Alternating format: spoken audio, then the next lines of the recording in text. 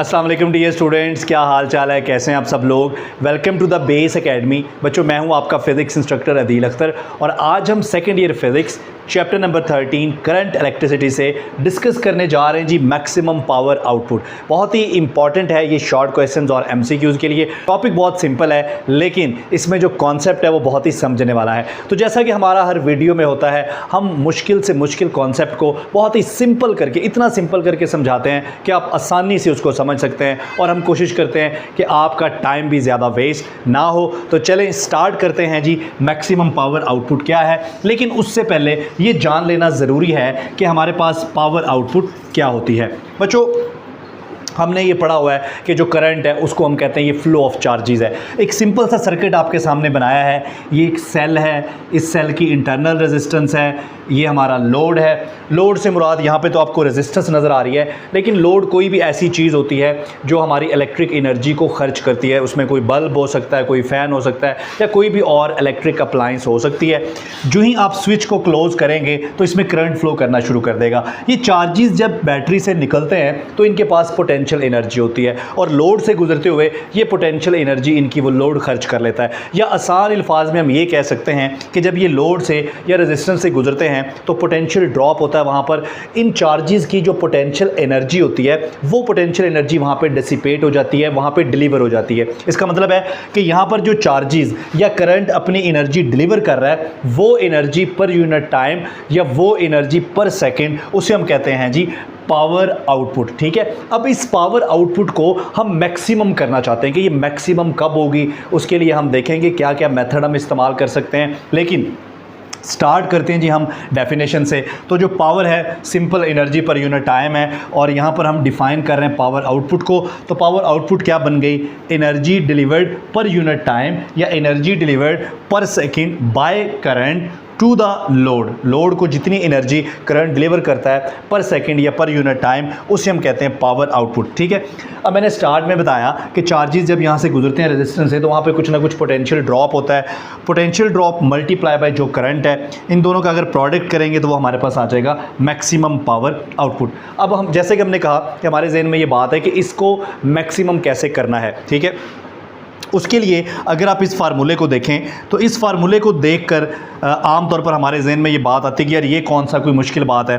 आप ऐसा करें कि आप इन दोनों में से किसी एक चीज़ को कांस्टेंट कर लें और एक को बढ़ा दें। मसलन आप वोल्टेज को कांस्टेंट रखें, करंट बढ़ा दें तो पावर बढ़ जाएगी।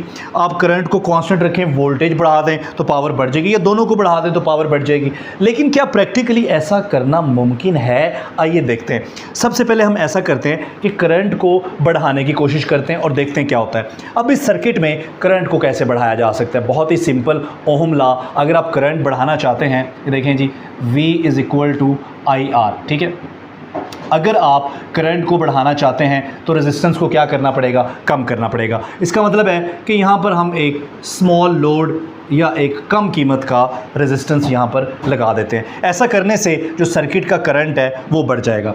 लेकिन जब करंट बढ़ेगा, ठीक है, सर्किट का करंट बढ़ेगा, स्मॉल रेजिस्टेंस लगाने से हमने ये हासिल कर लिया, लेकिन स्मॉल रेजिस्टेंस की वजह से जो पोटेंशियल ड्रॉप है यहाँ पर इस लोड पर वो भी कम हो जाएगा। अब देखें, यहाँ पर करंट तो आपने जी इंक्रीज़ कर लिया लेकिन पोटेंशियल ड्रॉप क्या हो गया? कम हो गया। इसका मतलब है कि ओवरऑल इफेक्ट तो यहाँ पर बहुत ही कम होगा या कैंसिल हो जाएगा। नतीजा क्या होगा कि हम पावर आउटपुट को मैक्सिमम नहीं कर सके इस ट्रिक के ज़रिए। अच्छा, दूसरा ट्रिक ये है कि आप वोल्टेज ड्रॉप बढ़ा के देखें। वोल्टेज ड्रॉप कैसे बढ़ेगा? आप यहाँ पर एक ज़्यादा कीमत का लोड लगा दें, एक ज़्यादा वैल्यू का रेजिस्टेंस लगा दें। ठीक है, उससे क्या होगा? जब रेजिस्टेंस बढ़ेगा तो पोटेंशियल ड्रॉप बढ़ेगा, लेकिन रेजिस्टेंस बढ़ने से करंट क्या होगा? कम हो जाएगा। तो नतीजा क्या हुआ? फिर हमें मैक्सिमम पावर आउटपुट यहाँ पर नहीं मिला। तो हमने रेजिस्टेंस बढ़ा के देखा, कम करके देखा, लेकिन हाई रेजिस्टेंस और लो रेजिस्टेंस, इनके दरमियान एक ऐसी रेजिस्टेंस भी है जहां पर हम अपनी पावर आउटपुट को मैक्सिमम कर सकते हैं। वो रेजिस्टेंस क्या है? हमने रेजिस्टेंस की वो वैल्यू ढूंढनी है। इसका मतलब है कि हमारा सारा फोकस जो है वो इसके गिर्द है। हमारा सारा फोकस, हमारा मेन ऑब्जेक्टिव जो है वो पावर आउटपुट को मैक्सिमम करना, और वो सारा फोकस हमारा, या ये सारी बात किस पे डिपेंड कर रही है? इस रेजिस्टेंस पे डिपेंड कर रही है। तो चलें वो वैल्यू ढूंढते हैं। उसके लिए थोड़ी सी हमें ये कैलकुलेशन करनी पड़ेगी। सिंपल सी कैलकुलेशन है, कर लेते हैं जी। Power output is equal to product of V and I, लेकिन ओहम लॉ में हमने पढ़ा V is equal to IR। यहाँ पर आप अगर इस V की जगह IR पुट कर दें तो ये I और ये I स्क्वायर R बन जाएगा। इसको नाम दे लें इक्वेशन 2। पिछले टॉपिक में जो EMF और पोटेंशियल वाला टॉपिक है उसमें हमने ये देखा है कि करंट जो है ये बराबर होता है EMF of the cell divided by R plus R। चूँकि यहाँ पर इस सर्किट में दो रेजिस्टेंस हैं, एक हमारा लोड रेजिस्टेंस है कैपिटल R और एक हमारा इंटरनल रेजिस्टेंस है सेल का, दोनों सीरीज़ में है, लिहाजा सर्किट का जो इक्विवेलेंट रेजिस्टेंस है वो इन दोनों रेजिस्टेंस को ऐड करने से आएगा। ठीक है, अब करंट की ये वैल्यू आप यहाँ पे पुट करें। देखें I के ऊपर क्या है, स्क्वायर है। ठीक है, तो I के ऊपर क्या हो गया, स्क्वायर, और ये जो साथ में R है ये वैसे ही आ गया। अब देखें ये हो जाएगा E स्क्वायर, R इसके साथ मल्टीप्लाई हो रहा है, और नीचे है A प्लस बी। अब A प्लस बी का होल स्क्वायर खोलें, ये आप बचपन में करते आए हैं, ये होता है A square plus B square plus 2AB। ये हमारे पास होता है जी A प्लस बी का होल स्क्वायर। तो A square plus B square plus 2AB। ठीक है, अब यहाँ पर एक ट्रिक हमने करना है। हमने यहाँ पर प्लस 4RR और माइनस, यानी कि खुद से हमने 4RR ऐड भी कर दिया और सब्ट्रैक्ट भी कर दिया।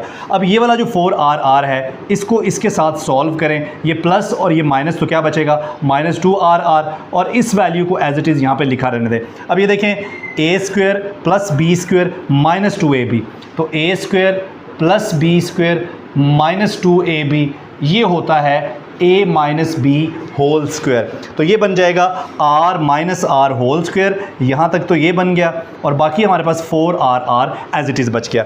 अब देखें अगर हम चाहते हैं कि पावर आउटपुट मैक्सिमम हो तो इस रेशो को इंक्रीज़ करना चाहिए। ये रेशो कैसे इंक्रीज़ करेगी, अगर डिनोमिनेटर में जो वैल्यू है ये कम से कम हो जाए तो रेशो जो है वो बढ़ जाएगी, इंक्रीज़ हो जाएगी।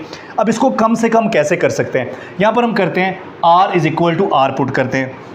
जब R is equal R put करेंगे तो यहाँ पर भी कैपिटल R आ जाएगा, R माइनस R क्या हो जाएगा, 0 प्लस 4R, और स्मॉल r की जगह कैपिटल R पुट कर दिया, तो ये R और R भी कैंसिल हो गया। अब देखें हमारा जो डिनोमिनेटर है उसकी वैल्यू मिनिमम हो गई, कम से कम हो गई। जब डिनोमिनेटर मिनिमम हो जाएगा तो इसकी जो फ्रैक्शन की ओवरऑल वैल्यू है वो इंक्रीज़ कर जाएगी।